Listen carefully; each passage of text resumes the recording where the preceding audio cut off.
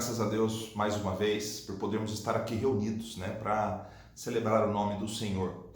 E hoje, primeiro final de semana do mês de dezembro, e eu convido você a abrir a sua Bíblia na primeira carta de Paulo aos Coríntios, capítulo de número 11. É um texto bastante conhecido, mas que nós utilizamos para relembrarmos da razão da celebração da ceia do Senhor.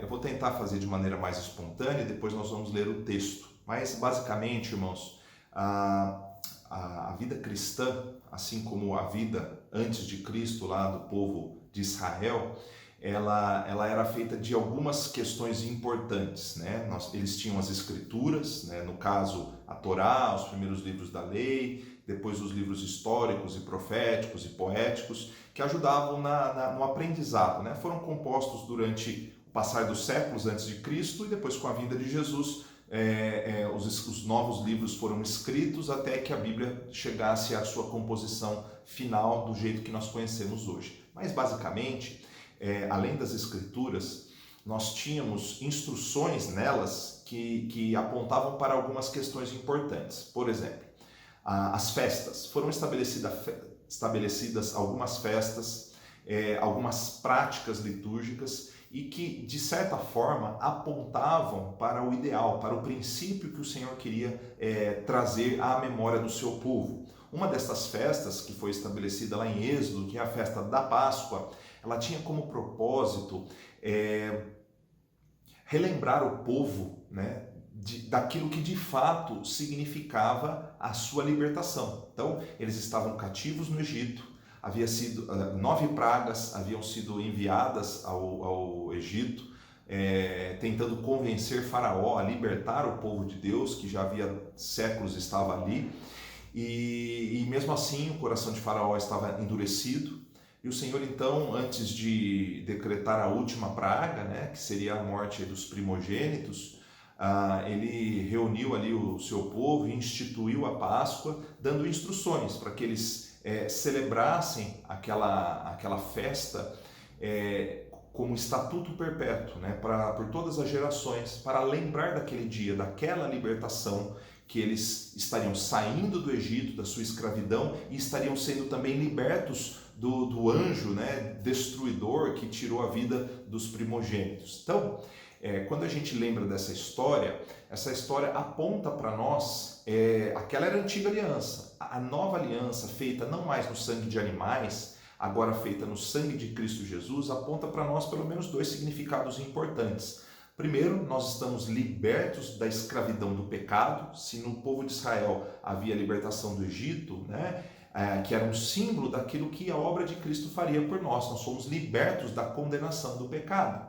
Além disso, também nós somos libertos da morte, não a morte física, mas a morte eterna. Então, quando nós celebramos a ceia do Senhor, que é a nossa nova Páscoa, nós temos esses símbolos que precisam ser trazidos à memória.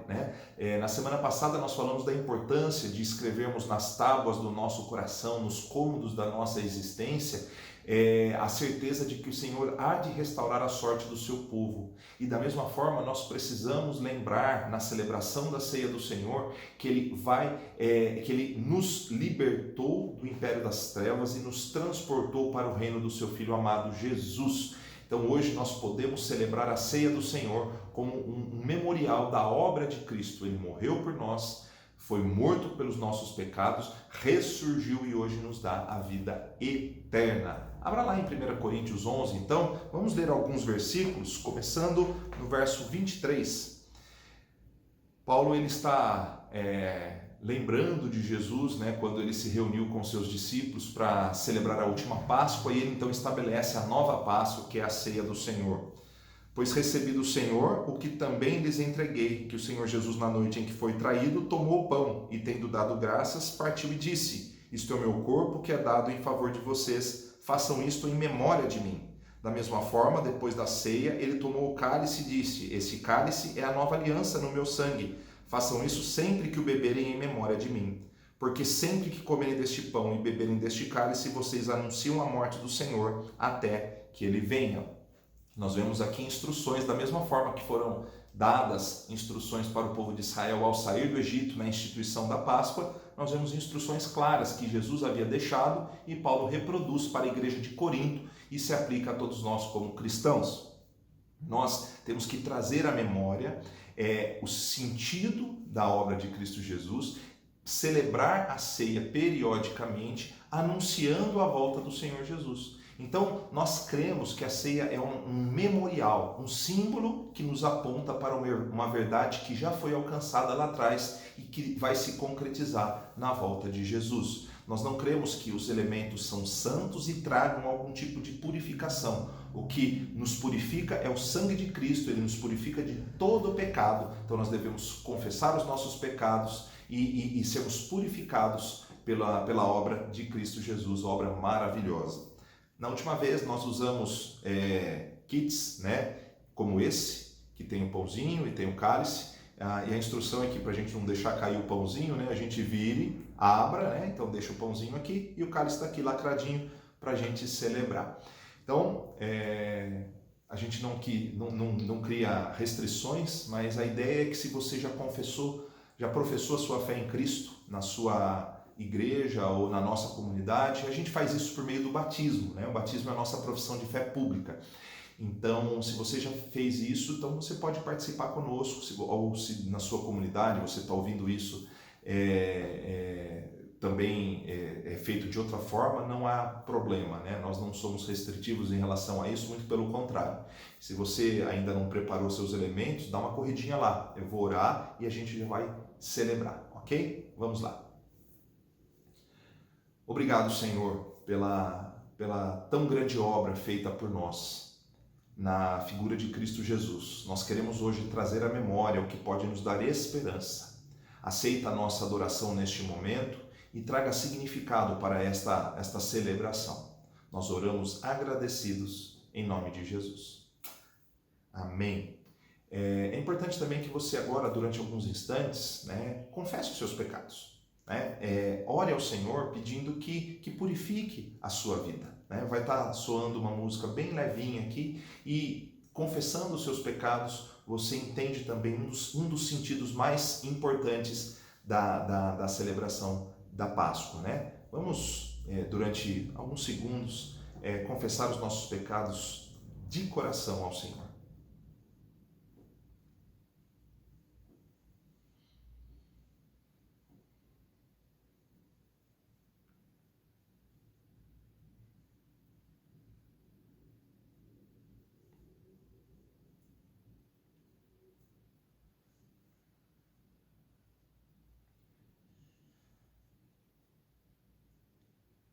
O primeiro elemento que simboliza a obra de Cristo é o pão. Né? No caso, o pão ele foi partido pelo Senhor. Hoje ele já está partido para nós aqui, né? Mas ele disse, este pedacinho de pão, né? Ele começa a ser o símbolo dessa obra grandiosa, né? O corpo de Cristo foi massacrado pelos nossos pecados, mesmo sendo um corpo sem pecado. Jesus não teve pecados, mas ele levou sobre si os nossos pecados. Obrigado, Pai, pelo corpo de Cristo que foi entregue por nós. Vamos todos participar com o pão.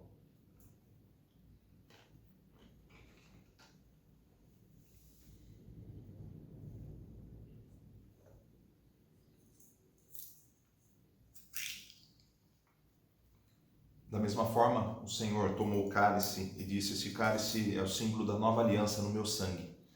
Não mais feito por meio do sangue de animais, mas pelo sangue de Cristo." Né? Então, isso é o símbolo da nova aliança.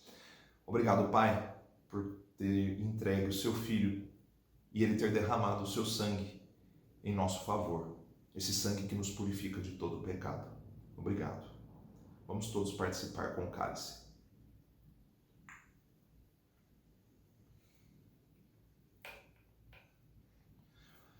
Mais uma vez, Senhor, nós te agradecemos por esse tempo de celebração e pedimos que tome nas tuas mãos o restante deste culto de crescimento e aprendizado em teu nome.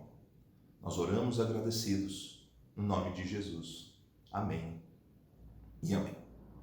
Vamos ouvir a palavra do Senhor agora, depois voltamos para louvarmos o nome do Senhor. E na semana que vem, não se esqueçam, a nossa celebração natalina. Marca na sua agenda, no mesmo horário, no mesmo canal, participe conosco.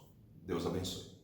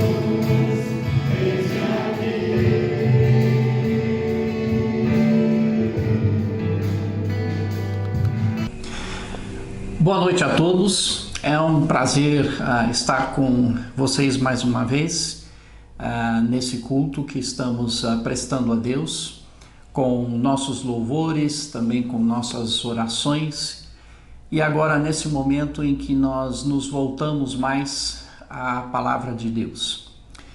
E nessa série que nós estamos fazendo, onde nós estamos buscando algum ensino de todos os livros da Bíblia, nós hoje vamos estar falando sobre o livro de Deuteronômio. E em Deuteronômio eu vou me concentrar mais nos capítulos 4 e no capítulo 6 de Deuteronômio. Mas antes de começarmos a ver algumas ideias que são mencionadas ali, eu gostaria de fazer uma oração e depois nós vamos dar um pano de fundo para podermos entender aquilo que Deus tem para nós nessa noite.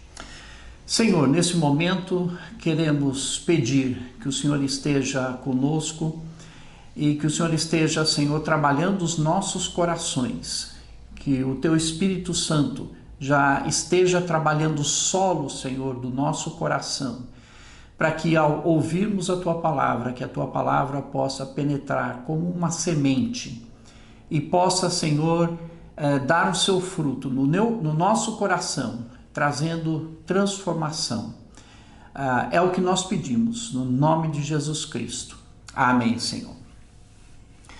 Bom, um pano de fundo, então, sobre o livro de Deuteronômio, propriamente dito, e o seu contexto histórico.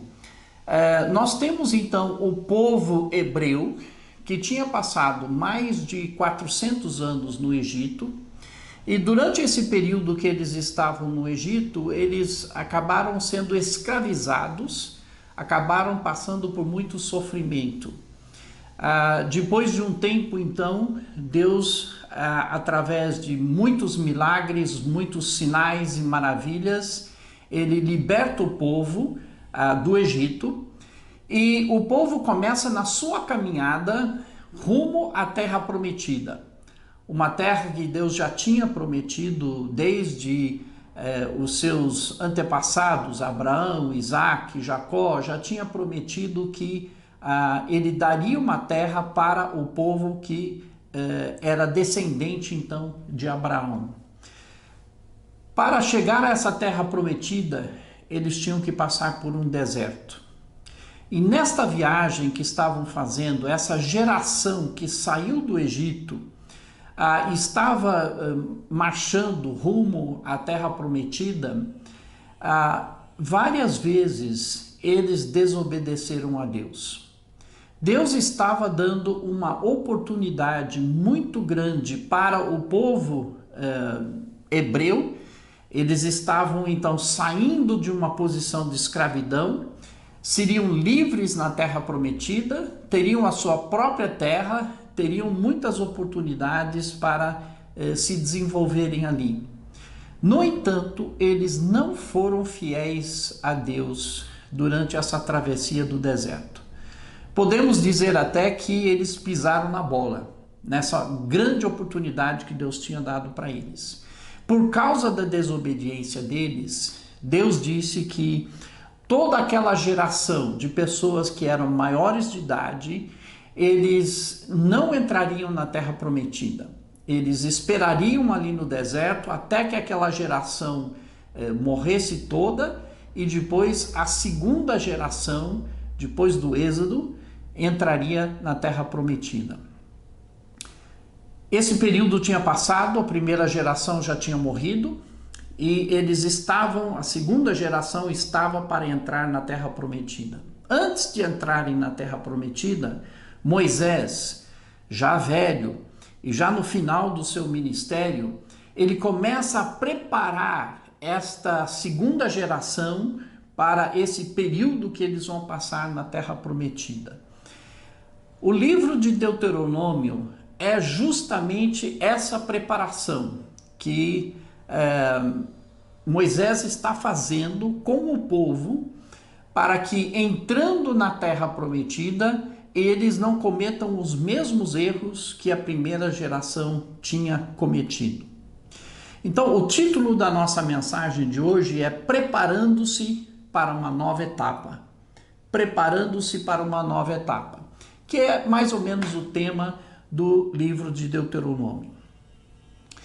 Não podemos fazer uma aplicação direta de todos os versículos que estaremos vendo nesta mensagem hoje para a nossa condição, porque nem tudo é válido para nós. No entanto, tem muitos princípios que são válidos para nós hoje. Mesmo que não possamos pegar tudo isso ao pé da letra, né, como uma promessa para nós hoje, tem muitos princípios que são sim válidos para nós nos dias de hoje. Então, a primeira coisa que nós vemos nesses capítulos, no livro como um todo, mas principalmente nesses capítulos 4 e 6, é que Moisés estava dando uma base para o povo para essa nova etapa. Qual é a base para dar um reset, se podemos dizer assim, no povo, um novo começo para o povo? Qual é a base para esse novo começo? A base, ou fundamento, é Deus e a sua vontade. Deus deu princípios e leis, ele deu então toda uma estrutura para que eles pudessem saber qual era a vontade de Deus para a vida deles, porque Deus tinha prometido abençoá-los, contanto que eles reconhecessem Deus como sendo o seu Deus e contanto que eles fossem obedientes a Deus. Então eles precisavam conhecer a vontade de Deus, eles precisavam conhecer os princípios que Deus tinha estabelecido para eles. E essa era a base para o sucesso deles nesta nova terra prometida. Em Deuteronômio capítulo 4, versículos 1 a 2, e depois eu vou passar para o versículo 5, nós lemos o seguinte: Agora, pois, ó Israel, ouça os estatutos e os juízos que eu lhes ensino, para que vocês os cumpram, para que vivam, entrem e tomem posse da terra que o Senhor, o Deus de seus pais, está dando a vocês. Eis que eu lhes tenho ensinado estatutos e juízos, como o Senhor, meu Deus, me ordenou, para que vocês os cumpram na terra que passarão a possuir. Então aqui Deus está dando instruções através de Moisés sobre esses estatutos, essas leis, esses juízos que eles deveriam então cumprir e que eles deveriam continuar obedecendo uma vez que eles estivessem estabelecidos na terra. A vontade de Deus para a nossa vida deve ser também a nossa base para uma nova etapa, para um novo começo. Da mesma forma que os israelitas tiveram uma segunda chance, nós também temos segundas chances na nossa vida. Deus é tão misericordioso que Ele permite que nós possamos ter um novo começo, uma nova etapa na nossa vida. Só que nós temos que reconhecer que a base para esse novo começo, para essa nova etapa, tem que ser Deus e os princípios de Deus para a nossa vida, para sermos bem-sucedidos. E isso cria, então, uma nova cosmovisão, uma nova maneira de enxergar ou de interpretar o mundo à nossa volta. Nós criamos, então, uma nova maneira de pensar, ou desenvolvemos, segundo os princípios de Deus, uma nova maneira de pensar.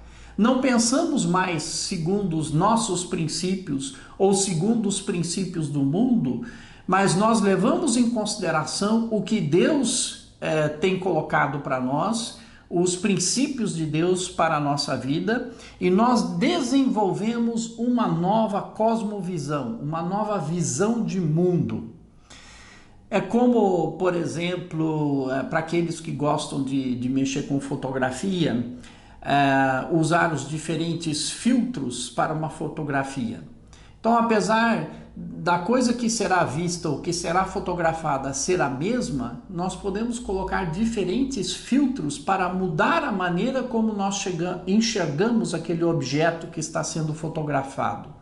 Ou aquele objeto que já foi fotografado e colocamos algum filtro em cima daquilo, uma edição que fazemos para enxergarmos de uma outra maneira.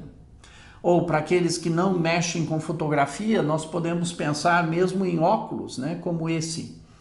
Eu me lembro que recentemente eu estava numa viagem, estávamos indo para uma reunião, o pastor Lucas inclusive estava comigo e nós paramos num posto e entramos para usar o banheiro, tomar um cafezinho e tudo. E eu fiz uma observação, na hora que eu entrei ali no posto, eu entrei naquele ambiente ali, eu falei, puxa, tá tão escuro aqui dentro. E depois eu me dei conta que eu ainda estava usando os meus óculos escuros, que eu estava usando no carro. Então tudo que eu estava enxergando lá, eu estava enxergando pelas lentes escuras do óculos de sol que eu estava usando. E é mais ou menos assim também, essa cosmovisão é a maneira como nós enxergamos a realidade que está à nossa volta. E os princípios de Deus fazem com que nós passemos a enxergar as coisas de uma maneira diferente. Uma dessas coisas que isso cria em nós é sabedoria e inteligência. Esta base vai nos conduzir a essa sabedoria e inteligência. Ainda no capítulo 4, no versículo 6, diz o seguinte, Deuteronômio 4:6.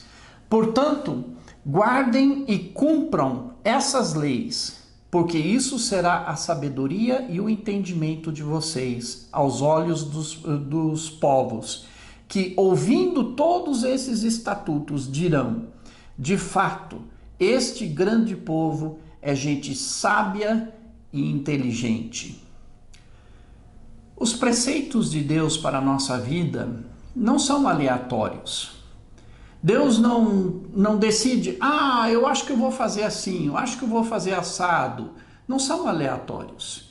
Os princípios de Deus para a nossa vida são uma coisa boa para nós. Obedecermos aos princípios de Deus é uma coisa boa para nós. É como se nós estivéssemos seguindo o manual do fabricante. Deus é nosso fabricante, nós estamos seguindo o seu manual do fabricante, portanto as coisas funcionam bem quando seguimos as instruções do manual do fabricante.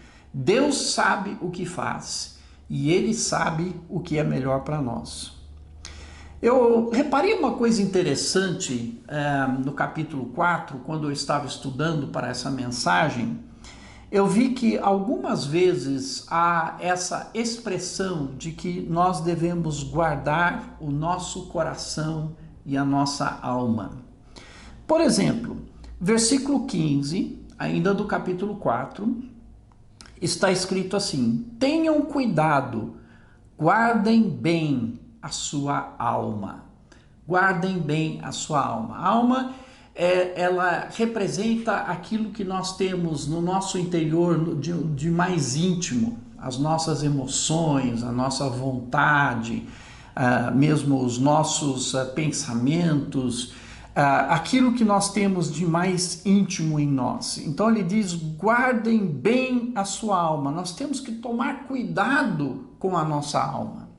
No versículo 9, nós vemos o seguinte: tão somente tenham cuidado e guardem bem a sua alma, porque vocês não se esqueçam daquelas coisas que os seus olhos têm visto, e elas não se afastem do seu coração todos os dias da sua vida.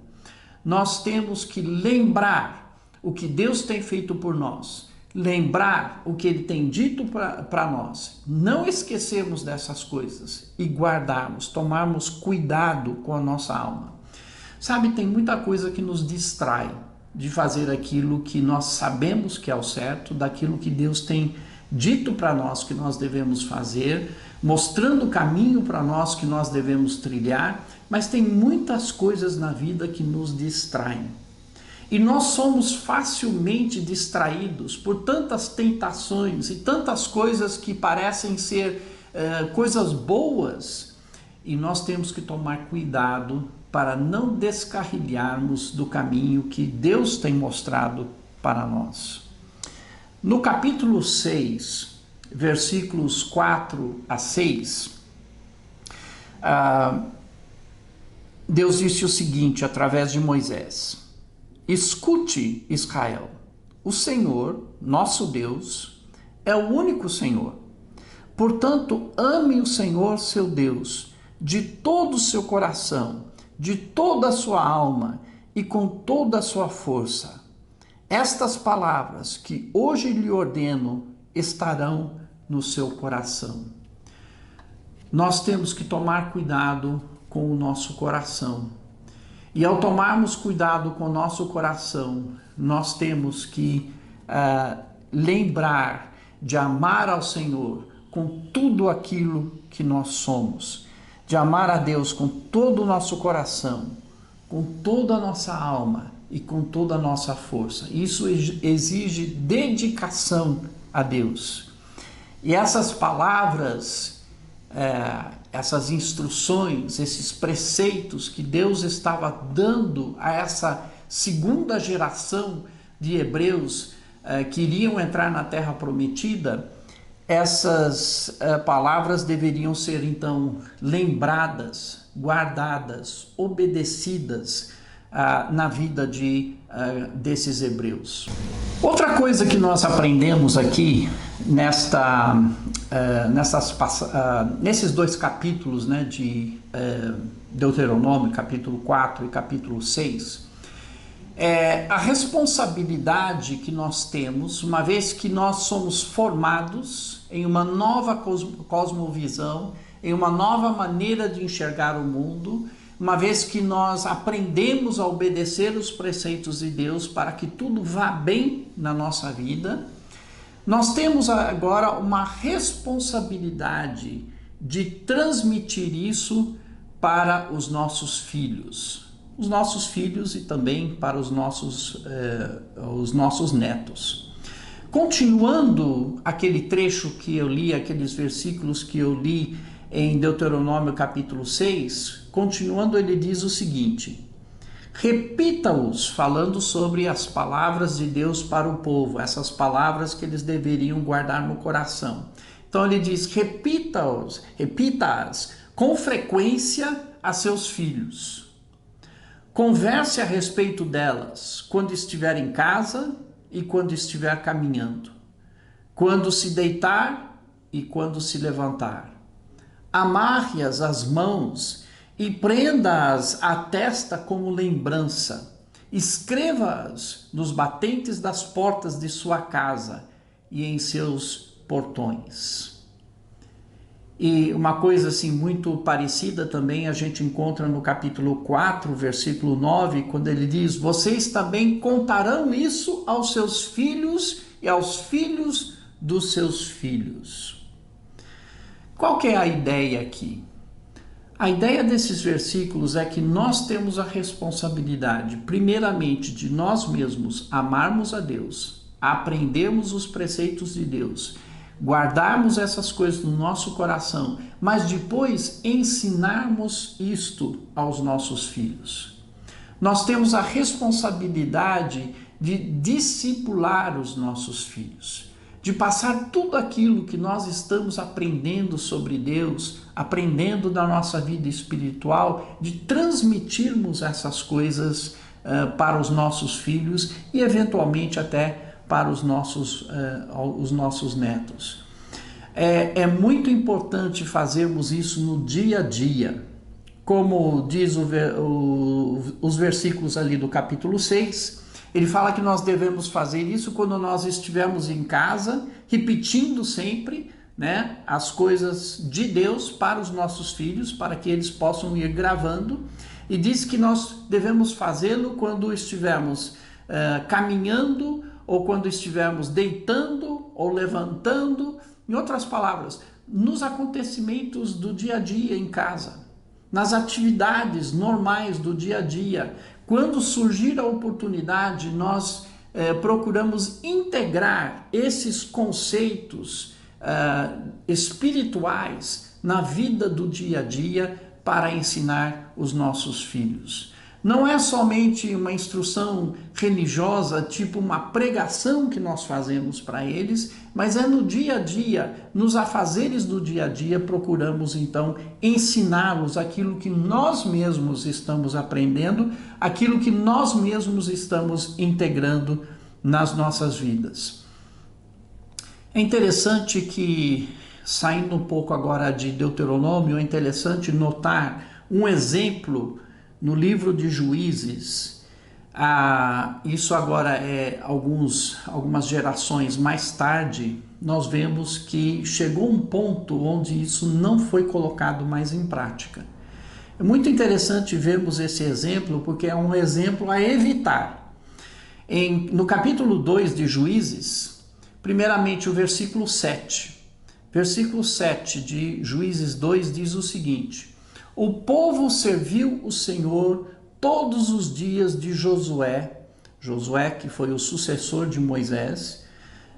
Então serviu o Senhor todos os dias de Josué e todos os dias dos anciãos que ainda sobreviveram por muito tempo depois de Josué e que viram todas as grandes obras que o Senhor tinha feito por Israel. Aqueles que estavam com Josué, os líderes do povo que estavam com Josué, toda aquela geração viveu dedicada ao Senhor, obedecendo ao Senhor.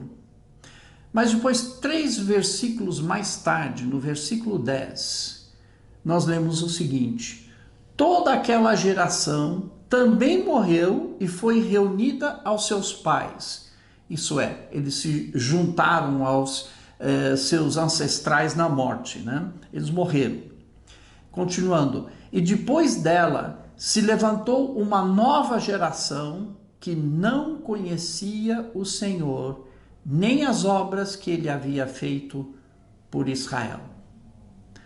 Uma geração viveu em obediência a Deus. Uma geração viveu segundo os preceitos que Deus tinha passado para o povo.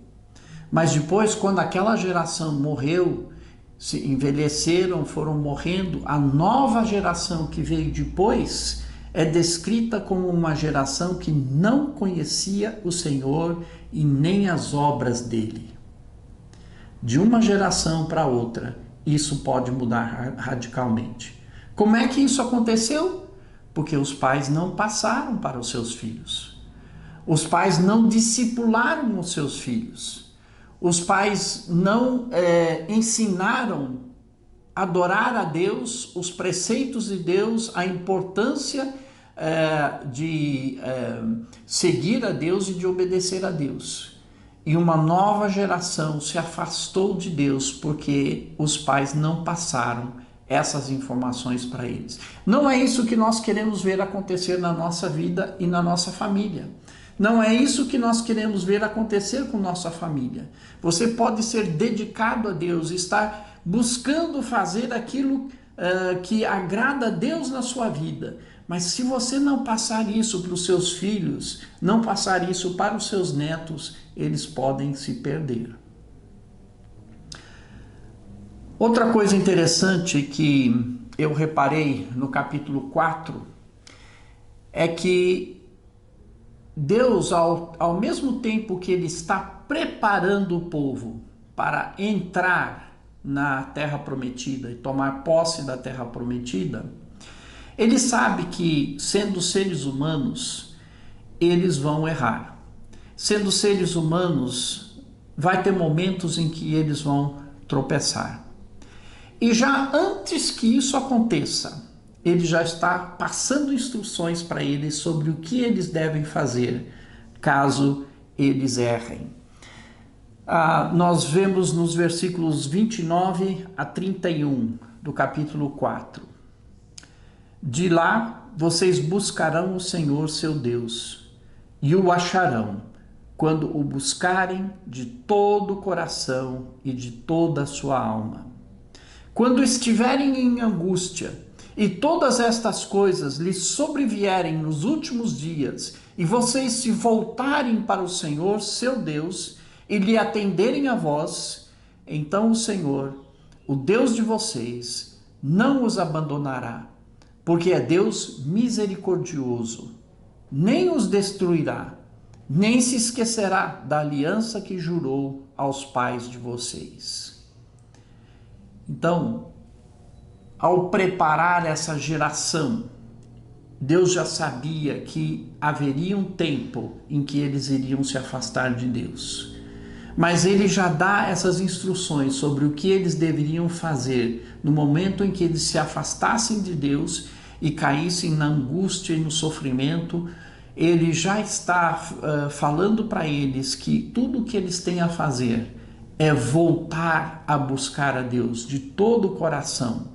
e que Deus estaria pronto para recebê-los. Deus é um Deus misericordioso. Deus é um Deus que fez uma aliança conosco. Estamos em aliança com Deus.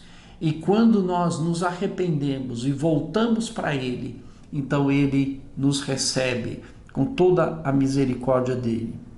Então, na sua vida, quando vier angústia, quando você se afastar de Deus, quando você errar e começar a trilhar por caminhos que desagradam a Deus, existe esperança para você. É só buscar a Deus novamente. É só se tornar para Ele de todo o coração, que Ele está pronto e disposto a recebê-lo de volta. Deus nos atende, Ele nos ouve, porque Ele é um Deus de misericórdia. E mesmo quando nós não merecemos essa graça da parte dEle, Ele nos atende. Ele nos escuta, Ele nos ajuda, porque Ele não nos abandona. Esse é o grande Deus que nós temos. Para concluir, então, tem algumas coisas que eu gostaria que nós pensássemos um pouco, que refletíssemos um pouco sobre algumas perguntas que eu vou colocar aqui, então, para que possamos pensar um pouco sobre esses versículos que nós lemos em Deuteronômio capítulos 4 e 6. Primeiramente, se você está em uma nova etapa da sua vida, se Deus te deu uma segunda chance, qual é a base para a sua vida? Talvez você seja recém-convertido, talvez Deus tenha mudado a sua vida daquilo que era antes, você começou a seguir a Jesus Cristo recentemente. Eu pergunto para você, qual é a base que você está lançando para a sua nova vida, para essa nova etapa na sua vida? Você está realmente buscando a Deus na sua vida? Você está colocando os preceitos dele como sendo prioridade para a sua vida? Qual é a base que você está lançando para essa segunda chance? Talvez você já tem algum tempo que você está andando com Deus, mas ultimamente você tem se afastado de Deus, está voltando para Ele novamente, uma segunda chance que Deus está te dando. Qual é a base que você está lançando para essa nova etapa da sua vida? Você também tem guardado o seu coração? Porque muitas vezes nós começamos com boas intenções, começamos então a viver a vida desenvolvendo essa cosmovisão, essa maneira de enxergar a vida segundo Deus, aprendendo a respeito dele, mas ao longo do caminho, se nós não tomarmos cuidado com o nosso coração, com os nossos pensamentos, com os nossos sentimentos, se não estamos cautelosos com aquilo que nós colocamos na nossa mente, nós podemos começar a ser distraídos por várias coisas nesse mundo. Nós podemos começar a sermos então atraídos para outras coisas que desagradam a Deus. Você está guardando o seu coração? Outra pergunta: se você tem filhos e netos, o que você está fazendo para passar as verdades espirituais que você está aprendendo para os seus filhos, para a sua família? Pense nisso. O que é que você tem feito? Sabe, nós não devemos terceirizar isso para a igreja ou para outras pessoas fazerem na vida dos nossos filhos e dos nossos netos. Nós temos que integrar isso como sendo uma responsabilidade nossa, assumir isso como sendo uma responsabilidade nossa e integrá-lo no nosso dia a dia, na convivência com a nossa família, passando para eles os princípios que nós estamos aprendendo. E por último, Se você estiver atualmente afastado de Deus, você está numa fase em que você está um pouco afastado de Deus, não está em comunhão com Deus como você já esteve no passado, e você está se sentindo angustiado, você está se sentindo numa posição de problemática, você está vendo que esse caminho que você trilhou não está levando onde você pensava que iria. Nesse momento você tem uma oportunidade de se voltar para Deus. Você tem uma oportunidade de se arrepender de como você tem vivido até aqui e de voltar para Ele. Talvez você nunca esteve andando com Deus. Talvez você nunca tomou uma decisão de ser um seguidor de Jesus Cristo. Mas você tem reparado que a sua vida não tem futuro da maneira como você está vivendo. Você tem sentido o peso dos seus pecados e sente que você precisa do perdão de Deus. Você pode se voltar para Deus e buscá-lo de todo o seu coração, que Ele está pronto para recebê-lo. Ele está ali com a sua misericórdia, mesmo que você não mereça. Ele está ali com a misericórdia dele, esperando por você. Então, suplico, se você está afastado de Deus, ou nunca esteve em comunhão com Deus, busque a Deus de todo o seu coração. Vamos orar. Senhor, nós te agradecemos que nós temos nas Escrituras Sagradas essas instruções que Moisés passou para o povo hebreu. A segunda geração, depois do êxodo lá do Egito, a segunda geração que finalmente iria entrar na Terra Prometida. E aqui Moisés está dando essas instruções de como eles devem viver.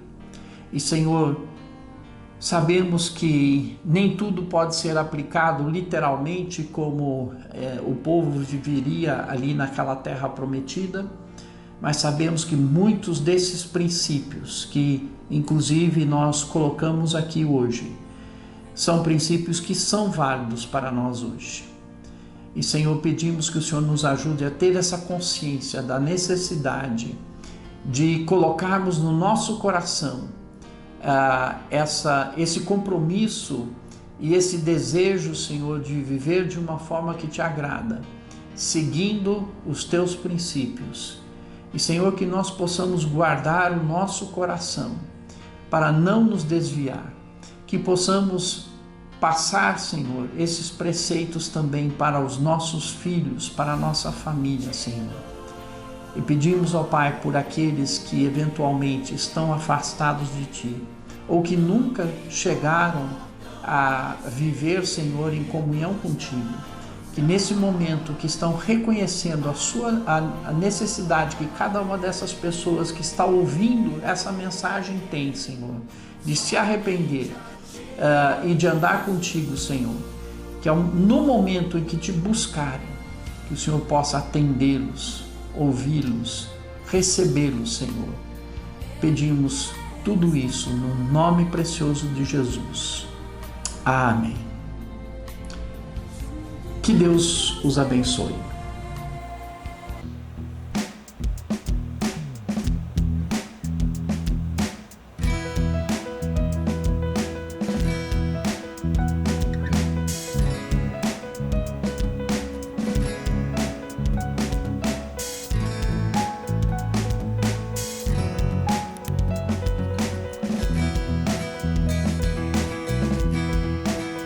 Quero louvar-te, sempre mais e mais. Quero louvar-te, sempre mais e mais. Buscar o teu querer, tua graça conhecer. Quero louvar-te, as aves do céu cantam mais de ti. As aves do campo refletem teu poder. Buscar o teu querer, graça me mostrar as minhas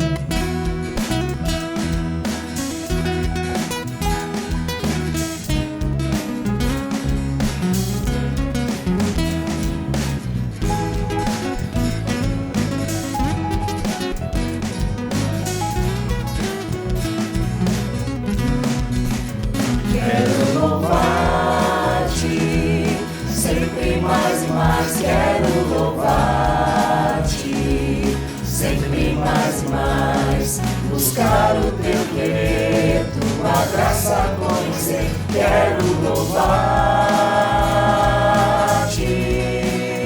Quero ser as aves do céu, sempre mais e mais. Quero as feras do campo, sempre mais e mais. Buscar o teu querer, tua graça conhecer. Quero ser as mãos a ti. As aves do céu, sempre mais e mais. Quero ser sempre mais e mais. Buscar o teu querer, tua graça conhecer. Quero ser a ti. As aves do céu cantam para ti. As feras do campo refletem teu poder. Quero cantar, quero levantar as minhas mãos a ti, Senhor.